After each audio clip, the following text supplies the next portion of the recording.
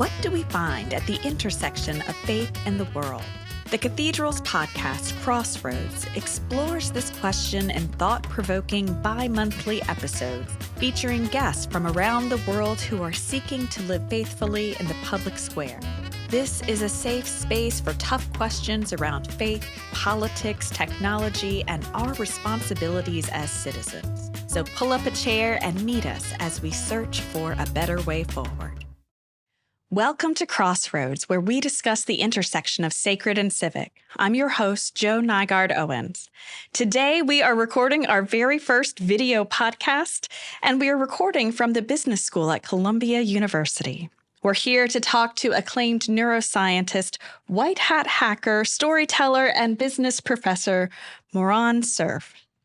Professor Cerf, thank you so much for inviting us here today. It's an honor and a pleasure. I didn't know it's the first one, so I feel double honored. Yes. We had been talking about doing this for a while, and this seemed like the perfect opportunity. I have a friend who keeps saying that he has the face for podcasts. So I hope that our visual is going to be satisfactory. It will be wonderful. Also taking part in our conversation is Dr. Sonia Komen, the Cathedral's Director for Digital Engagement. Hello, Sonia. Hello, Jo. Hello, Moran. Hello to everyone. It's lovely to be here, and thank you for hosting us. Of course, it's a pleasure. Moran, I recognize that the introduction I gave listeners does not even scratch the surface of who you are. So will you tell all of our folks out there a little bit more about yourself? Sure. I'll say it, I guess, in the order of surprises. So I was supposed to be a hacker all my life and somehow ended up in neuroscience by chance. The way it worked was that I was raised in Israel. In Israel, there are not a lot of resources. So everyone in Israel basically goes to some version of tech. And so did I. I spent some years in the military and then following some years in the business world, basically running a company that does cybersecurity. But it's a fancy way of saying we used to break into banks and test their security and then come to the bank and say, look, we've managed to steal this much money from you. Maybe you should hire us to help you protect yourself. So for almost a decade, we did that. And I thought this is going to be my life, cybersecurity or hacking. And a chance encounter that I think is one of those times where you know live that you're in the moment that's going to shape your life.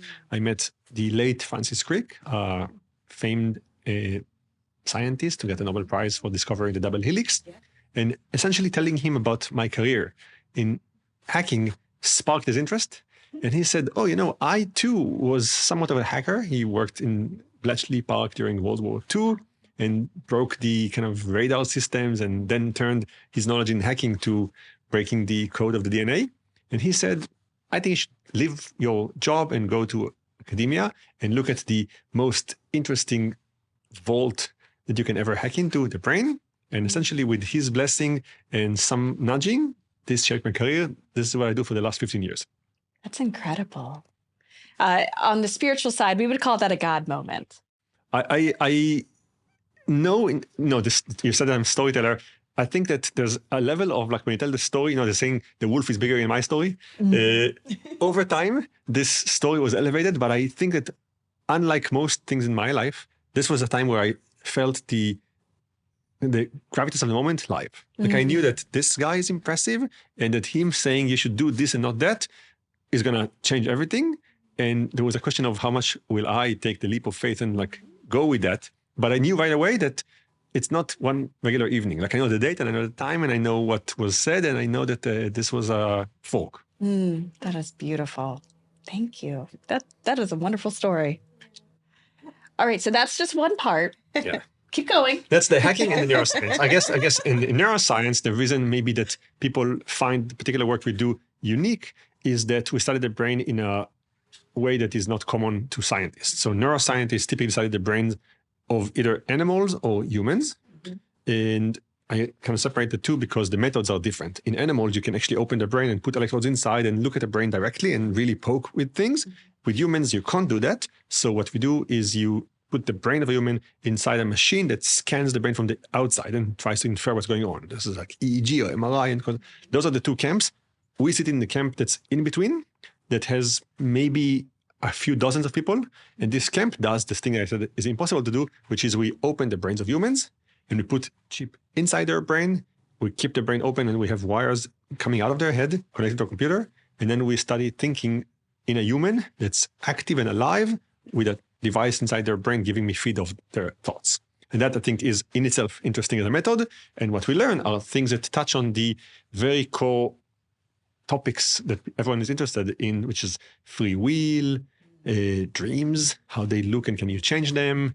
If you want things like consciousness. So the core thing that anyone, I think, who's watching us right now ask themselves when they're 12 next to a bonfire, when they kind of say, what's the meaning of life? Those things are in the lab now. Wonderful. And I confess I cheated and watched a number of YouTube videos with you in them. And in those videos, you said that you are working with patients who are already having brain surgery. So you're not taking just volunteers off the street to do these procedures. Yeah, this is not a recruiting thing for anyone here who's interested. Even though I would say that I have a folder full of people who email me because they hear about this thing and they say, hey, I would love to have my brain open. I want to know this thing that I forgot and it's there. But yeah, we take patients who have a brain disorder that requires solution. And they come to see a doctor. That's the main thing. And the doctor says, look, we're going to open your brain so we can fix the problem you have. But this would require putting a device under your head and keeping you in the hospital for 2 weeks with open brain, chip inside, and wires connected to your scalp. And now you're going to just sit here and wait for the seizure, for the problem that you have to manifest itself. Would you mind letting Moran and his team show up on day 2? And they're going to basically ask you a question and show you movies and have you play games and do things with you as a regular subject in a study while also poking inside your head. And these two kind of dimensions, the behavior of the person and the brain's kind of correlation of that behavior, is telling on what thinking is like. Just incredible. That's incredible. Don't try this at home. Yeah. It's good advice. Yes, good advice. yes. So, Sonia, you are the one who brought us to Moran. How did you all get to know each other? Well, we met through a common friend, Rob Walcott, who was actually on our Cathedral podcast. Episode 4, for anyone who wants to go back and listen. Rob and Moran and I are currently engaged in a project together. We are writing a book about the future, and it is specifically about a imminent future where virtual reality and the actual reality in which we live in will coalesce to the extent to which they will be indistinguishable in our lived experience. Based on Moran's research and Rob's and my own work, we're going to kind of put our different disciplines together and try to envision that world. We have several contributors who will join us from philosophical, artistic perspectives. So we're very excited to be working about this, and this is how I learned more about your work, and I thought this is perfect for our podcast. Well, so you mentioned the future, and we'll get into more of that virtual and lived experience a little bit later in our questions. But I want to talk about when we look at the future right now, there's so much uncertainty. I was listening to a futurist, I guess it was last August, and talking about how he actually had to change the way he talked about his predictions and the world around us because the world has gotten so much more volatile. So what I'm seeing with people that I'm talking to, people of faith who are very, very faithful and want to live well and live with intention, they're so afraid of what's right here that there's no sense of what's down the road. So how do we start thinking 10, 20 years, and then much farther than that, 50, 100 years? And what What do we need to put in place? How do we need to be thinking about this to give a better world to our children? That's a lot. I'll try my best. So first of all, I'll say we live in somewhat of an unprecedented time. We have, as humanity, seen a few moments where things have changed dramatically and so on. It's just that they happen slowly. It's rare that the job of the grandfather, of the father, and of the son are so different. If you're in agriculture, maybe 2 generations after you, things would be different, but you get to see it happening slowly. This is the first time that there's a chance that my son and my dad would not understand each other at all. Like the professions that they have are kind of like a social media expert and carpenter. And like they say, what's the kind of the that happened in one my lifetime. family. So that is the big difference, and what makes I think a lot of people scared that they really wouldn't understand the kind of coming generation. And I think it manifests in different ways, politically, culturally. There's a lot of like clashes between boomers and Gen Zers, and they kind of, separate themselves in different ways. I think this is a reality for a lot of people to kind of be worried of that. The one thing I tell my students when they ask me how to prepare for that, they say, what should we learn? That's the classical question. Should we study computer science, or is it out now? Should we study philosophy? And there are many answers that I kind of sampled from people and kind of collapsed into one. But I think that one that's and I think is still true is if you prepare yourself to think about difficult things, well, you're going to do well. So it doesn't matter if you study computer science or physics or become a bishop, but it needs to be hard for you.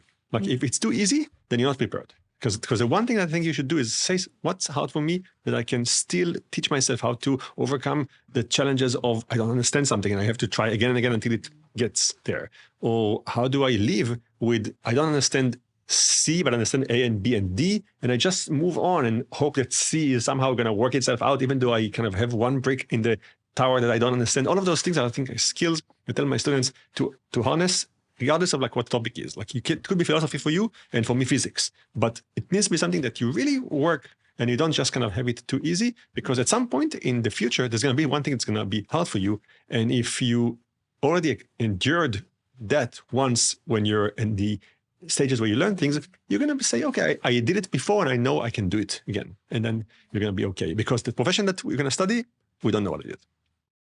And the world will change so much that what you start with now will look very different in 20, 30 years. And I think that to speak to the fear, there's kind of 2 camps, and I jump between them constantly. And I think that that's something that probably will happen to a lot of the people who listen, which is how exciting it is to how terrifying it is. And when I give a talk about the future of neuroscience, for instance, I kind of try to recognize in the audience if they're too excited. And then I say, okay, let's tell you about all the bad things. And if they're too afraid, I say, let's tell you about all the good things, because they come together.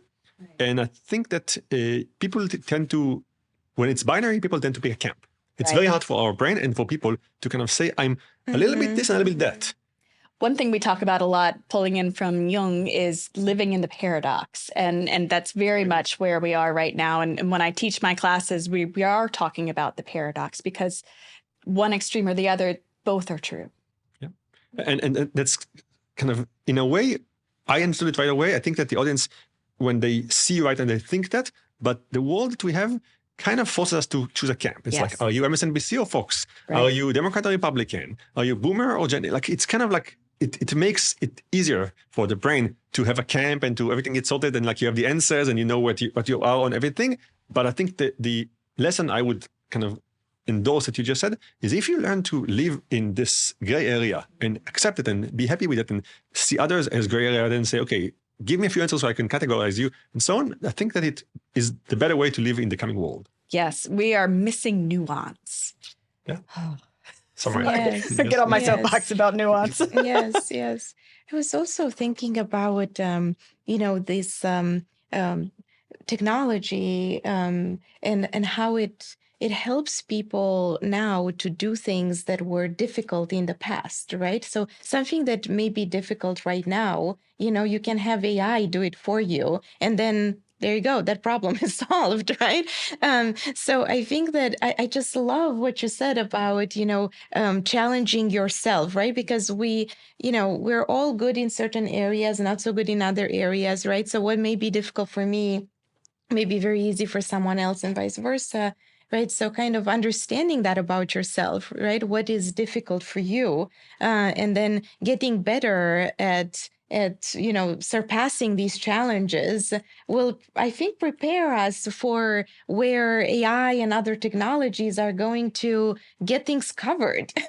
I for my undergrad studied physics, and it was a small group of students, a cohort of 20 of us who took all the classes together, and I was by far the worst of all of them. And at one point I read a quote, I think it was by Richard Feynman, the physicist, and this helped me survive the 3 years.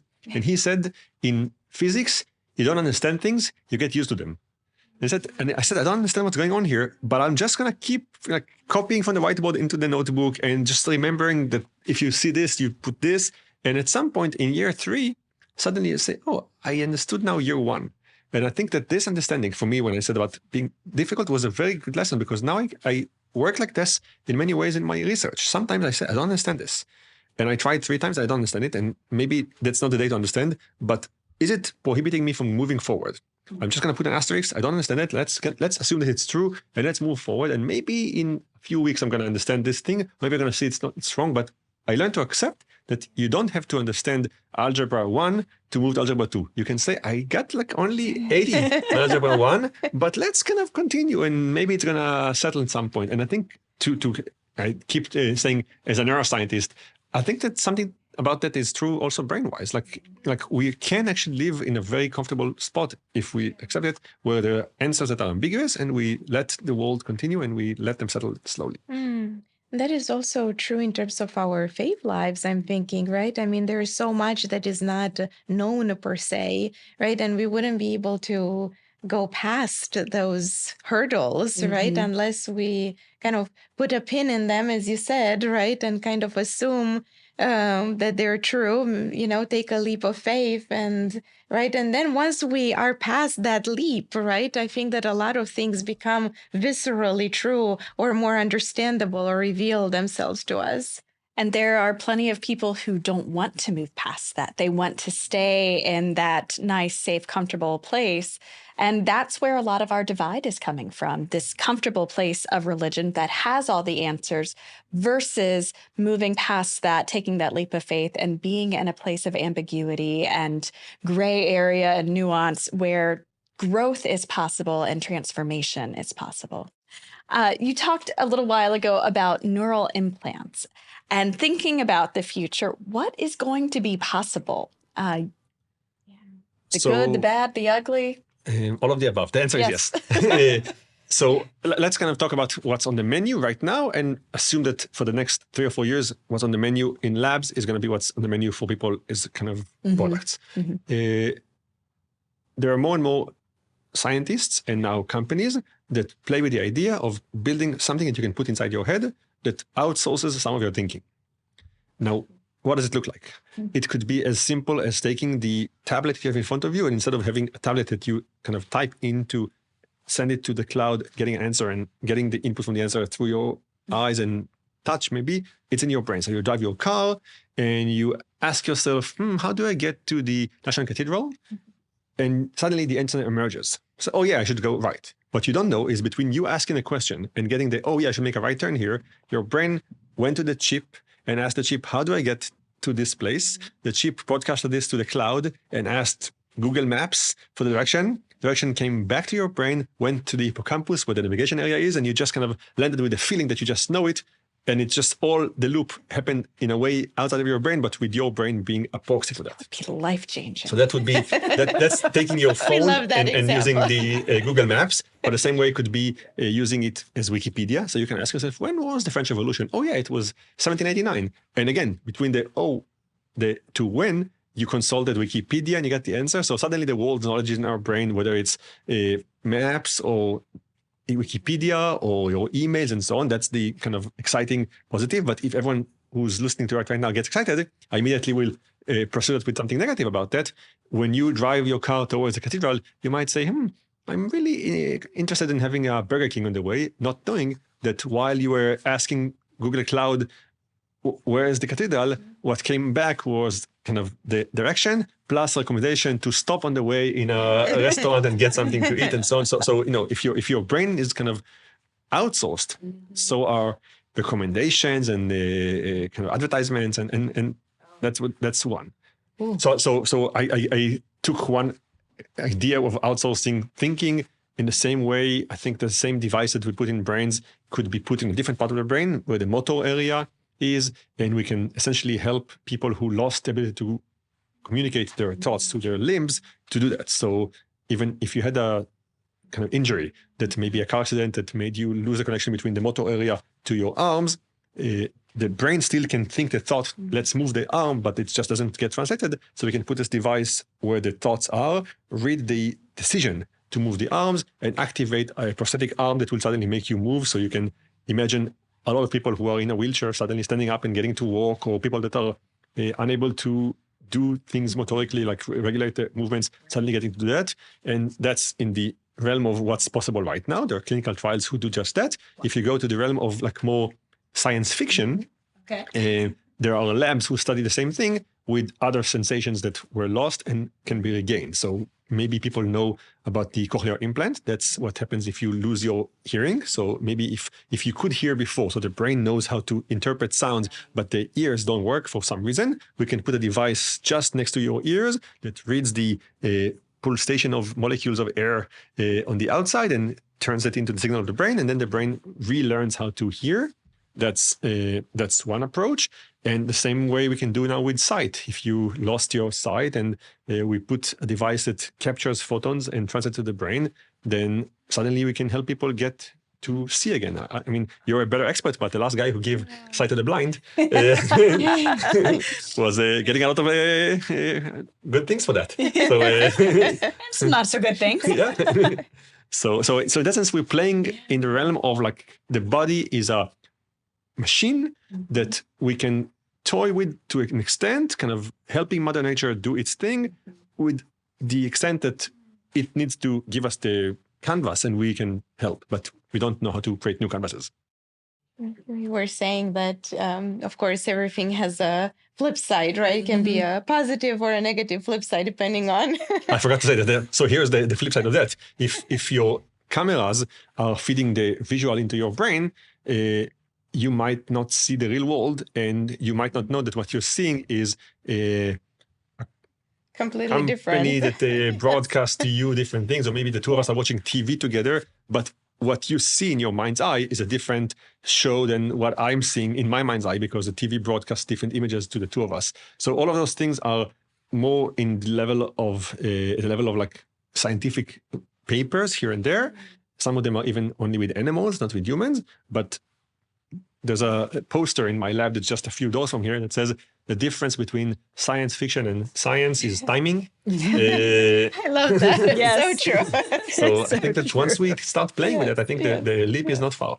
I'll give you two examples of like cool stuff from the oven. I was thinking of, this idea of having information fed to you, right, through some kind of implant. And thinking that naturally right now, when we are trying to call on something that's already natural in our brains, right, pull up some data or some memory, we don't necessarily think how we know that.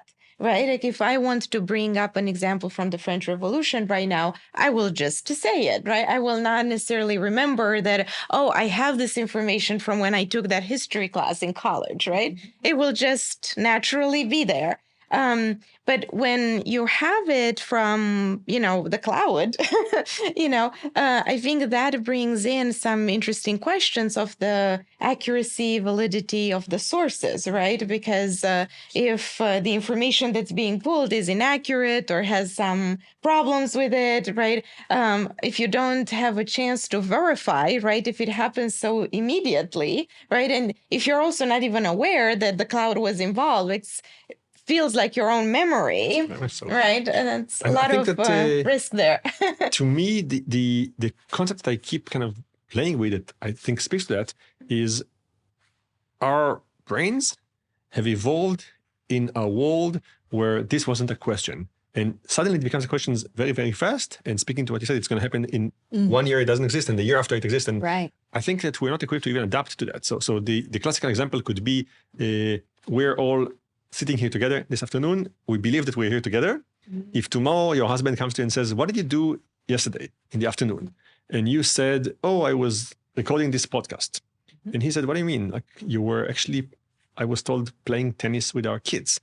And he said, what do you mean? I know that I was recording this podcast. He says, no, but our kids told me that you were playing tennis with them. He said, that's not true. And then he pulls a video of you playing with your kids tennis. And maybe the kids come and they say, yeah, mom, we played together. Doesn't matter what others will say. You trust your memory more than anything else. Like, you would think that the world is wrong and you would question everyone, but you would not question your memory, because we're raised to live in a world where whatever we know as the truth that we've been through, that we have as a memory, is undoubted. And suddenly we're going to have to change to a world where this might not be the case. Like, you might say, okay, you know, I really remember being in New York yesterday, but if you bring me 10 pieces of evidence that show that I wasn't there, I guess I just have to kind of believe that my memory is flawed, and I'll just trust you that you know better than me what I did yesterday. We're not ready for this thing. And I think everyone who's hearing that says, I don't know how I'm going to accept even a world where I contrast my own experiences. Wow. So the dark side is very dark, yes. Yes, it's kind of a decentering of the self, right? And that has profound ethical, ontological, epistemological consequences. Yeah. Well, and I wonder, you know, for much of history, the church has been very anti-scientific progress. And instead of taking that stance automatically, I wonder how the church can be a partner as we begin to question and proceed and think through things in a very faithful way, to really think through holistically who we are as people, and not just as machines and things that can be manipulated, but not be full stop against progress. What a great question. That I'm going to think with you out loud on this, because I think it's I'll say, you know, we're recording this a day after the passing of the Pope. Yes. I got to meet him just about a year and a half ago, in the same kind of context. He was a very progressive Pope. Yes. And I think he learned about the work that we're doing both in nuclear and in recording dreams, two topics that he felt, or the Vatican felt, are gonna push the envelope on what kind of are the ways by which humans can destroy themselves. And he brought people to the Vatican to come together and kind of create this statement that scientists and people, that cardinals in this case, were coming together to see what could they do together. And so it reminded me right now of this very moment. We had to explain to people that are trained differently than how I was trained, how we can come together. So that aligns with what I'm going to say right now, which is, I think that first of all, there are not two camps, but definitely two types of trainings. And they, I think, coincide a lot, and they have a lot of similarities, but they're regarded, they're in different schools, they're by different people, the titles are different, and so on. Even Dean, I think, appears in both, and Provost appears in both. But there's some kind of, but I think that this makes people believe that they are orthogonal, that they're not related. And I think that might not be the case. First of all, because the questions that we're dealing right now are very much overlapping.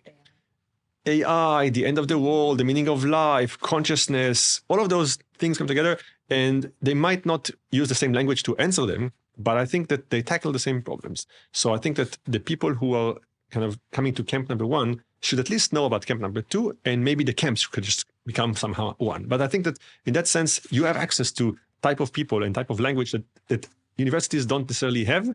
And I think that in itself, if you can just find a way to translate the same conversation to different languages, you get a lot more people under the same umbrella.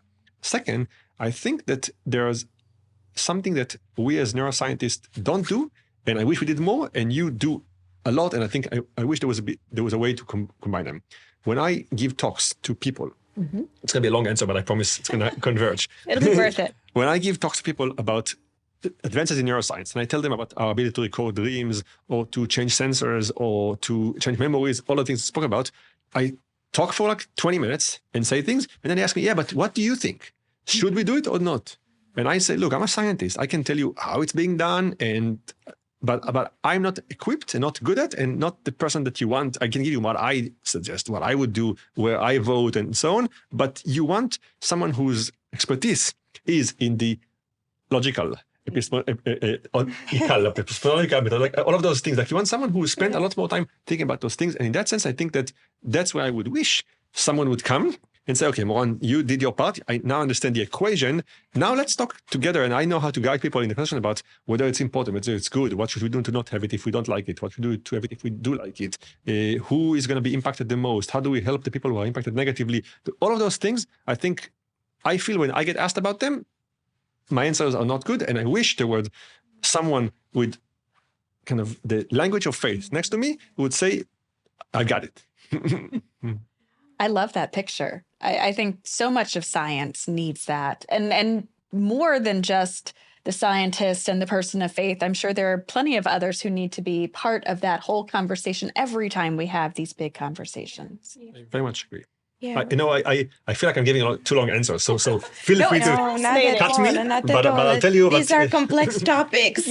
I'll give you one kind of summary one, if you want, of right. my view of kind of my research in the lens of faith.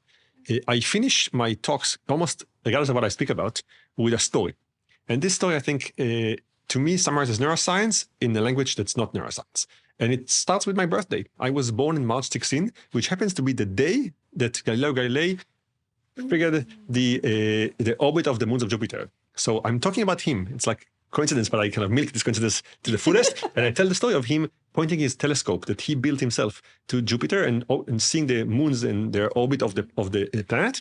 And he saw that the equations don't line up with the way he predicted. And the only solution was to change the entire solar system and put the sun in the center. And he was a man of faith. Like he was, of course, like the story is known, but he was torn himself, like, how do I reconcile those two things? And eventually he went with his kind of decision that he's going to trust the equations and change the solar system. And for the 400 years to follow, just this change allowed us to see the wide reaches of the universe and understand the broader context of everything and discover a lot of things. And I think that neuroscience in the last 20 years has allowed us to look inside our own brain and put the telescope, if you want, or the microscope now inside and see a lot of things that happen there and look at things like free will and consciousness and decision-making and things that we thought are natural. Now we see kind of how they play out. And in doing so, what we learn is that in our own brain, there are many voices and many components. And the one that speaks, the one that is right now kind of on display, is not the most important one. The one that has the most power, he sits next to the language area, so he gets to speak. But if you shut up a little bit, you see that others come back, and those emerge when you dream or when you meditate or when you pray. Yes. And in that sense, I think that if we start to accept the fact that the person who speaks for you might not be the smartest, but there are other voices that have equal kind of importance and they don't get enough attention, we might understand the most interesting thing in the universe, which is us. Oh, all right. I'm going to disagree with that last part. The us part. Yes, because my orientation has shifted that the most important thing is God, but I'll be with you there. So one of the things when I teach my classes, But you're right. I think I made it into options, either everything or me. But I think you're right. There's a third option that I didn't consider. That's what I'm here for. So when I teach my classes, I tell people I do a lot of spirituality work. And part of that includes contemplative prayer, which is the Christian form of meditation. And so I tell people 5, 10, 15 minutes a day in contemplative prayer, where you are releasing your thoughts, giving space within yourself, that can rewire your brain. Now, I've read plenty of articles on the internet, but they're not a real live neuroscience. So am I saying the truth here? So I'll say it. Yeah, you're saying the truth. First of all, let's get so on. To an extent, there's a way to say it in an even kind of more grandiose way, which is our brain changes all the time. Almost everything we do changes the brain. Some things more consequential than others. And I think that we spend a lot of time on the things that we can easily understand. Like when you talk to someone and you learn something, it's easy to see the change. So we spend a lot of time on those. You go to a class, you learn something new, you notice the change. We notice less the changes in the brain when we draw, when we paint, or when we meditate. It's not obvious what happened. So people kind of tend to look down on those and say like, yeah, I spent 10 days meditating. I'm not a different person. Just have some thoughts that came and so on. So it's kind of looked down upon as if like we learn less from that. I think it's not the case. I think that I very much support that, and I think that for the audience, the thing to change is to not trust their own ability to understand that change happened. Well, and I also think it helps to quiet that initial voice. It brings out that other wiser part of the brain that isn't the initial reaction. There's an organization I worked with for a while called Second Breath, and they're called Second Breath because our first breath, our first reaction, we often don't have any control over, and it's maybe not the one that you want to have out in the world. It might not be helpful, but when we take that second breath and really access the more helpful parts of the brain, then that's when we can react out of a place of compassion and understanding and progress the situation in a positive way rather than in a reactive way. I very much agree. And I think that to me, that's a good lesson that people forget quickly. Like you need to, in a way, you need to remind people of that again and again, because it's like it's easy to understand it right now and say, yeah, it makes sense. And then we so are caught in a world where kind of the easy things are the ones that we get used to, that it's kind of forgotten. Did you know, fun fact, that in every breath you take, there's a high probability that you inhale one molecule that Jesus breathed out. I heard a statistic, I have to do the numbers, but like basically if you do the numbers of how many kind of molecules you exhale every time you breath and how many kind of the spread of particles in the world, there's a high probability that you do one molecule that Jesus also exhaled is just got into you. It is so beautiful. So I think, did I touch Okay, so another thing that I say a lot when I'm doing my breathing meditations for folks.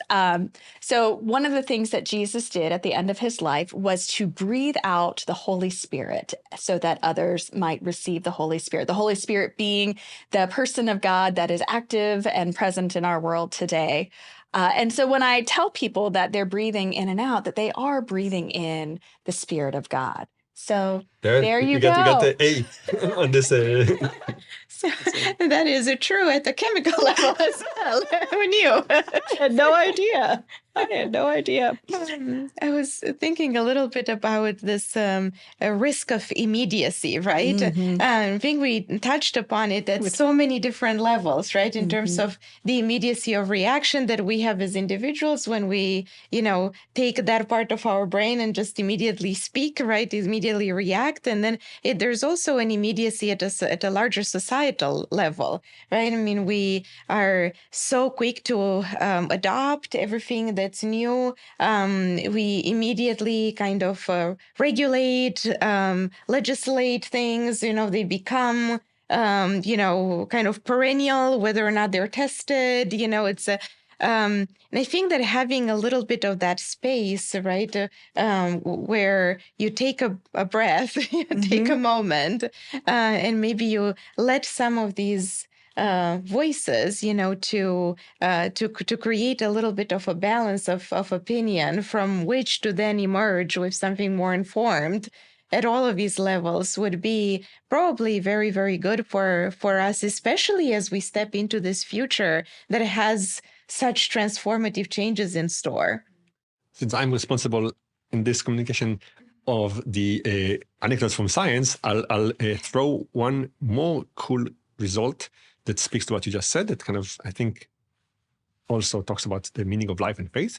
There's a paper that came in 2019, just before COVID. So it kind of, I think, got less attention because it was shadowed by a lot of things happening in the world, but it came from a group not far from here. And I'm going to speak about it as if it's more than what it is, but it's kind of much more contained, but I think the message is much bigger. It was in the highest kind of profile journal in science, Nature, which is a very kind of prominent one. And it spoke about the ability to keep a brain alive after the body that contains it died. So only with pigs, only one paper, a lot of like only, but the message was they took pigs that were slaughtered, I think, let's say at noon, and the pig dies, so it's dead. And then you extract the brain, you put this brain in an aquarium, then you feed it all the nutrients. And what they show is that if you feed it the right nutrients and you connect it to the right kind of mechanism and so on, you can keep the brain from decaying in an aquarium. Now, it's far from it's alive. It's not answering only questions that I think could emerge. Like, is it really alive? Can it really answer a question? Can you ask it, like, what's the meaning of life? And it will give you answers. But it's a step towards keeping an entity that was a living organism, not from decaying, outside of the body. And just this one paper, of course, opened a Pandora box of questions like, could you ask grandma after she died to keep her brain, and then you can get the answer to who gets the house and who gets the car, or what's the recipe for the cookies. Could you have a Sherlock Holmes book that kind of starts with a dead body, and then Sherlock Holmes just asks the brain, who killed you? Says the butler, and you move, and the end. So, I mean, the science fiction immediately kind of opened a lot of like fun ideas, but none of that is actually in the science. But to me, the most interesting one that I learned about when we started talking about this thing is, if you can keep a brain in some form after the body is not there. So maybe you can't learn new thing, but you can ask questions and so on. And for the first time in history, we will have humans who live longer than the span of life that we have right now. So when you spoke about the fact that we are very quick, thinking that part of it is that if you kind of believe that life is only 100 years, then there's a tendency of society to kind of think, okay, how do I maximize this? Because I'm going to have one undergrad in my life, a lot of things you can have one of, because life is structured to kind of, you at age 18, you go to college, and you don't go to college again at age 90, because 90 is when you start retiring, or kind of life is structured in a way around the institutes that work with the timeline that we're given. If suddenly you would think of your life as a much longer thing, then I think it will actually change the prominence of like people responding very fast. I think that the few countries that have governance that is not every 4 years you have election, but have like a little bit longer horizon, they tend to think about like, 2050, and they plan bridges that are for 1,000 years. I think the church is very much unique in that it can actually make decisions for the next 100 years. Like they say, like, where do we see the church in 2020? It's in 2120.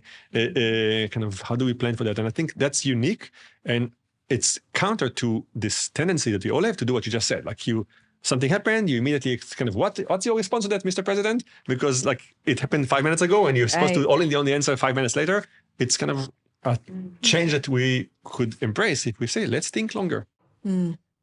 In our house, we love The Lord of the Rings. I don't know if you all have watched those movies. So we are big fans of the ends. Don't be hasty. Yes. So we say that a lot in our house. Yes. No, Yes, we love the ends too. Yes. There's I feel like somehow we all fell into a kind of group. So I'm again going to talk about technology. There's a group in San Francisco, I think they are. I only visited them once, but maybe their headquarters are not there. But the group in San Francisco's headquarters, definitely. It's called The Long Now. I'm not sure if you know about them, but they are scientists who decided to think of the world in a much longer horizon rather than like 4 years and so on. And he said, let's think of problems that would benefit from long-term thinking. And for instance, one of them is the date. Like we write the date as 2025. And in all the computers, we give 4 points, 4 spaces for that. So they write the dates as 00002025, like preparing for the year 1 million. And so that's one thing. They built a clock. I think it's called The Long Now. They built a clock that rings every 1,000 years. So it rang once in the year 2000, but because it needs to withstand, so it's a clock that they spent decades kind of structuring from 1980. And it withstands like radiation attacks and like if there's earthquake, it's going to ring again in the year 2000, and it did once in the year 2000, and it's going to stand whatever we do. The age wine that you can only open in the year 2100, all kinds of things that are just kind of making you think about what you said, like making you get used to not think about like the next 2 minutes, but long term. Yeah, the very profound impact, right, that a shift of perspective can have. Yeah. And now it's my turn to bring it back to faith. So thinking about Martin Luther King Jr., the moral arc of the universe is long, but it bends toward justice. And so if we take that zoomed out perspective, thinking more long term, then the immediacy of now isn't quite as dire. We still show up and we do our work, but we recognize that the work that we are doing now isn't going to pay off in 4 years, in 8 years, but it may be decades or centuries. Maybe in other people's lifetime. I think I read the Bible when I was a kid, and I know it in Hebrew, I don't know how to say it in English, but it says, there's a quote, Avot achlu boser v'shinei banim tikhena, which translates to something like, the dads ate the grapes, but the teeth of the sons will darken. This is and it says sometimes our kids are going to pay for the sins that we create. That's the negative one. We see that in our world. Yes. And sometimes the opposite. Like you do a lot of good things, and the arc that you described right to the king is only manifest in 100 years, but they will thank you and say like, okay, it started by these guys in 2025. And yeah, back then it seemed like it was the wrong thing, but now in 2030,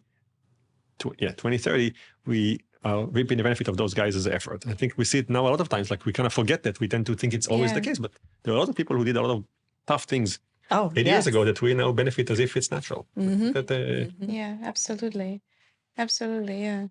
Fantastic to think about longevity and how that can change how we think of our own experiences. And, it's not just the longevity of the individual, right? It's also completely transformative in terms of how societies form, the kinds of cultural output that we leave for our children, right? I mean, it's a very interesting way of thinking about this. And maybe for our viewers, right, it's something that they can, we all can take home from this conversation, right? That we can start to shift our perspective a little bit. We can do it, right? Even now.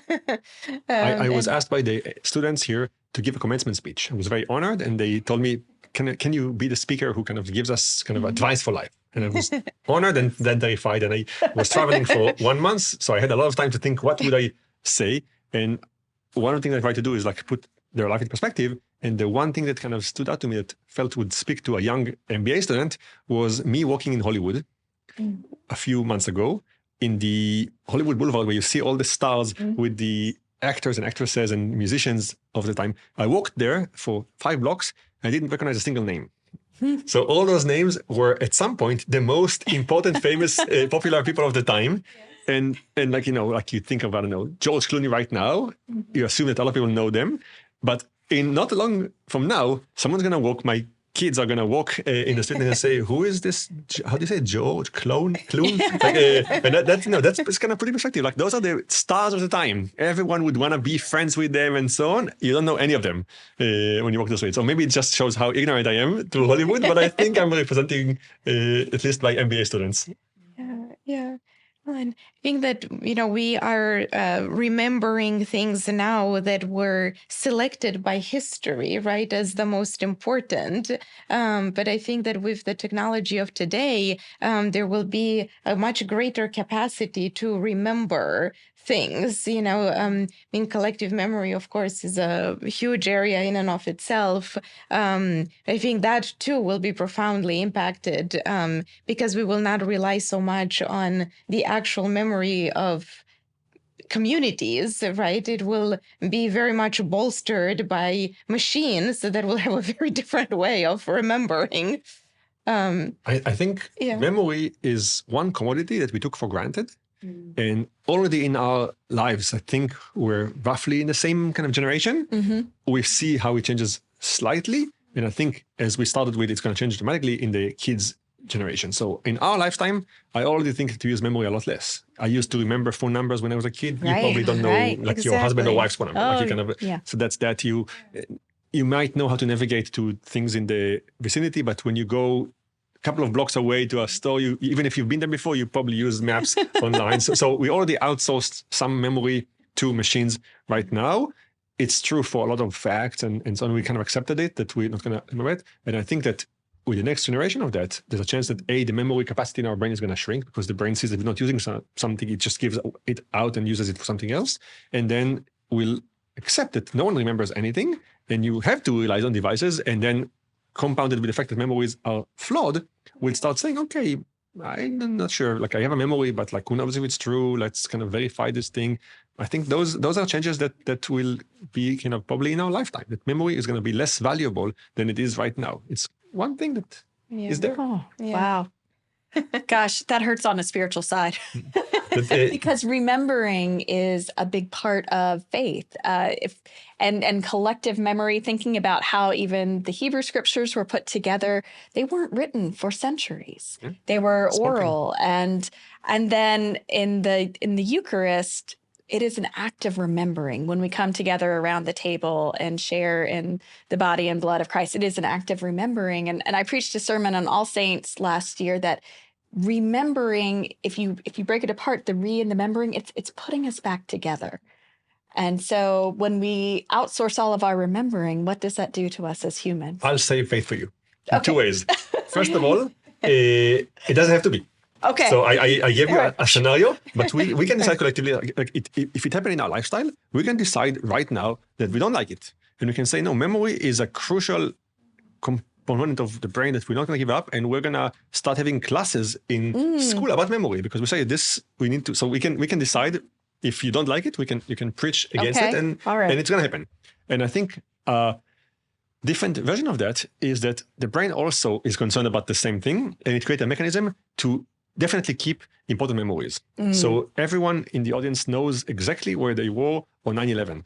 You know where you were. You might not know where you were on 9/10 or 9/9, because the brain already created a mechanism that says if it's really important, you're going to take a memory and you're going to attach emotions to it. And when those two parts of the brain work in concert, the brain says, this one I'm going to keep no matter what. So you might forget your husband's phone number, but you will not forget where you were 9/11 or their wedding date. Or so not just bad things are there, but also great things. Right. So I think the brain created a mechanism to keep. So if you are worried about memories being downgraded, create more of those long-lasting experiences. The brain is going to follow suit and going to create a lot of the storage for those. So it's up to the audience and you to say, okay, I think memory is crucial. I don't want it to be lost. So I'm going to teach people how to attach an emotion to experiences. Together, the brain's going to do its job in making sure it's stored. Oh, I love that. Thank you. Saved. Whew, okay, I feel better. All Pleasure. right. Thank you very much for the time. Thank you so much. This was incredible. This Such was a gift. wonderful. It was so filled with all kinds of, mind-shattering thoughts. So we could have taken this in a million directions. Science and jokes and all the needed components. Everything you need in a podcast. Thank you for doing this. Well, this was such an honor. Thank you so much. And thank you for hosting us here. This was wonderful. I hope you enjoyed our conversation today as much as I did. I'm so thankful that we could be here in New York City with Moran Cerf and Sonia Coleman. Always a pleasure.